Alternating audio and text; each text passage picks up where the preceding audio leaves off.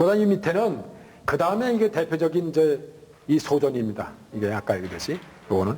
그러니까 아까 대전에서 근무했던 대전에서 아주 정제돼 가지고 일정한 형태에다 집어넣은 거죠. 전체 모든 뭐 핵수가 많든 적든 이런 것을 전부 다 장방형, 약간 장방형에다가 이걸 전부 넣은 겁니다. 그 중에서 이 소전은 주로 대표적인 게 진나라 때 진시황이 통일하고 진나라의 성상인 이사가 소전을 만들어냈거든요. 대전을 갖다가 일제 장방에다 넣는 소전을 만들어냈는데, 한대에는 유명한 게 예가 발전됐거든요. 저걸 이렇게 둥글게 꾸몄던 것을, 그러니까 일종의 그 둥글둥글했던 선을 그 기하학적으로 꾸몄던 걸 좀 펼쳐놔요.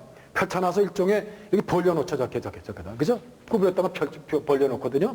그러니까 그 벌려놓은 형태가 있는데, 그때 썼던 문자가 한나라 때는 사실은 예서 썼어요. 예서로. 즉 예서 썼는데, 요 한나라 때 유일하게 소전으로 남아있는 것이가 이거 대표적인 거. 그러니까 한나라 때는 예서로 썼는데, 그때 남아있는 소전 글씨가 이 소시 석골명이에요. 석골명, 이 삼골이라는데, 삼골이 제일 유명한 대표적인 한나라 때 전서예요, 이게.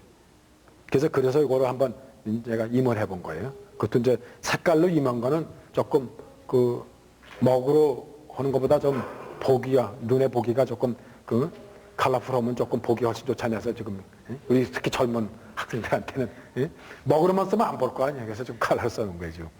그래서 이제 쓴 거고, 요거는 약간 예로 썼지만 겸수이계 요 마을수문변에다가 요걸 쓴 겸손에 대한 겸자. 요건 서경에서 나오는 겸수익 만초선이라는 말이 나와. 요건 무슨 얘기냐면, 겸손화되는 거. 겸손화되는 거는 약간 누가 보면 모자란 듯해 보이는 거야. 모자란 듯하다. 근데 교만하다. 뭘 내가 잘났다고 교만하는 거는 가득 찼다고 하는 거거든. 그러니까 반대가 뭐냐면, 겸은 모자르다는 거고 만은 가득 찼다는 뜻인데,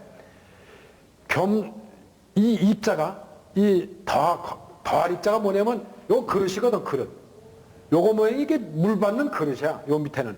위는 물이야, 물. 그죠? 그릇에다가 물을 붓는 거야, 이렇게.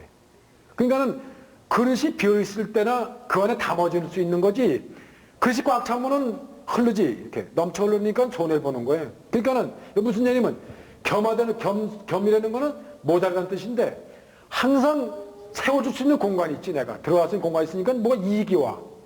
근데 가득 찼다 그러면 그다음 넘쳐 흐르니까 손해를 봐. 그러니까 겸손하면 항상 이익이 온다, 이런 뜻이에요. 그래서 서귀포의 유명 구절입니다, 이게. 요거는 이제 뭐 초서로 한번 해본 건데, 초서로. 마지막에 이제 글씨가 이렇게 시간이 걸리고 뭐 획수가 많고 막 복잡해지다가, 그 다음에 자꾸 단순해가지고, 이제 당나라 때 와가지고 해서가 만들어지거든, 해자가.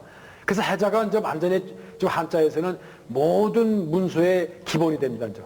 그러니까 당나라 때 와서 문자가 완전히 완성이 됩니다. 이제 해자로 먼저 행정문서로 바뀌거든요. 기화로.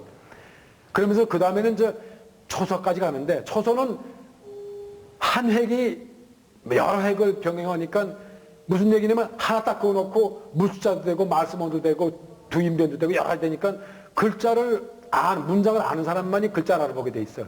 그러니까는 일반 사람들은 못 알아보니까 해자로 모든 문자로 하고 나머지는 아는 사람만이 움직이는 거예요. 그러니까 빨리 써야 될 경우는 초서로 쓰는 거지, 아는 사람이. 그래서 초서까지 왔는데, 초서가 이게 이제 참 어떻게 보면 우리가 이제 서예 쪽에서 작품을 할 때는 불균제한, 그러니까 우리가 시각적 예술은 이렇게 딱딱 들어맞는 균제미도 있지만, 진짜 아름다운 미는 불균제에서 오는 막 흩어진 것 같은데 그 중에 통일되어 있는 거거든.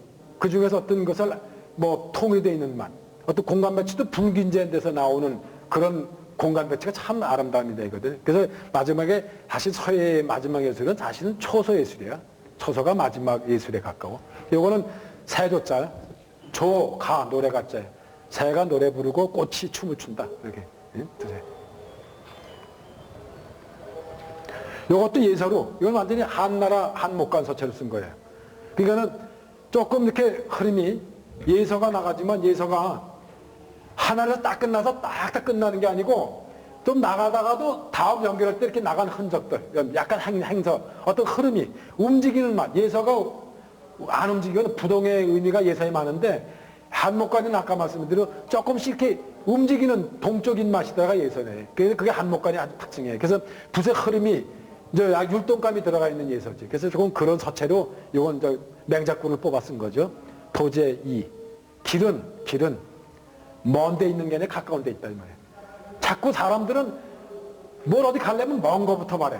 그리고 뭘 하려면 어려운 거부터 생각을 해.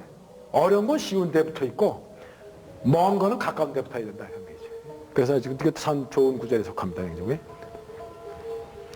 요거는 뭐 재밌게 그냥 아까 얘기했듯이 그 금문 대전 가지고 한 거예요. 이건 매살자 그죠? 옛날 뭐냐면 산 모양 그대로 그린 거죠. 산 모양. 요거는 빛광자예요. 예전에 요렇게 쓴 거 산 모양처럼 됐지만 요걸 이렇게 안 하고 한 거는 이건 불꽃 모양이 불꽃. 여기 불화자가 돼야 돼. 불화. 이렇게. 불화는 불꽃은 이렇게 됐죠. 이렇게 불꽃이 생기죠. 그러니까 불꽃이고 불꽃 모양. 불꽃 모양에 사람이 이렇게 불을 받치고 있는 듯한 모양이다. 이게 빛광자예요. 그게. 그러니까 옛날에 이 빛광자나 그다음에 이제 등자나 이런 거는 불을 맞춰서 그때 제사에 썼어. 이것도 사실 제사 용기에 불을 밝힐 때 그 불을 밝혀서 들고 있던 모양이 빛광자예요. 이게 사람이 쓰면.